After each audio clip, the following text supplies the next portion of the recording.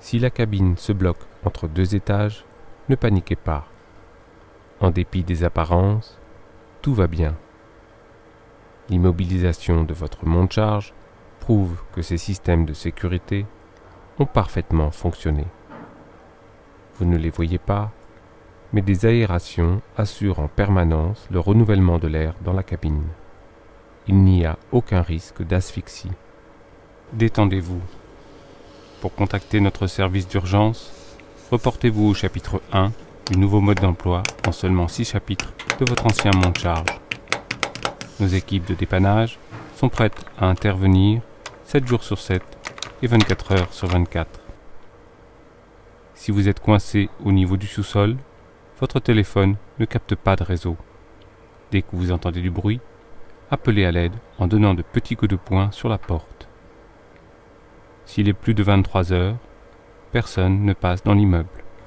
Il vous faudra simplement attendre 7 heures le lendemain.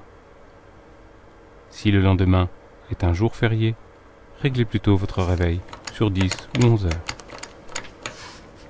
Si vous avez respecté les précautions énumérées dans le chapitre 1 du nouveau mode d'emploi en seulement 6 chapitres de votre ancien monte-charge, vous ne manquerez de rien en attendant les secours. Et, la prochaine fois, n'oubliez pas que vous disposez d'un escalier vous permettant de circuler sans délai entre les étages.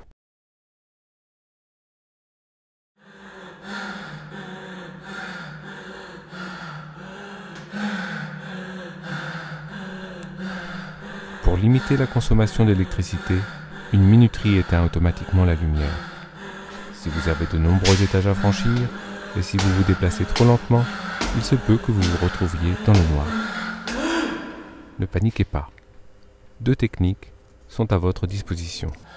La première consiste à continuer jusqu'au prochain palier. Si vous choisissez cette option, redoublez de prudence. Vous ne savez pas si un objet abandonné encombre le passage ou si quelqu'un se tient devant vous, immobile. Hé, t'es chez moi là. La seconde revient à faire demi-tour jusqu'au palier précédent. Vous êtes alors sûr de ne rencontrer aucun obstacle. Si vous choisissez cette option, redoublez de prudence. Ce qui était devant passe derrière, ce qui était à droite passe à gauche, et, d'une certaine manière, la marche qui était au-dessus passe en dessous.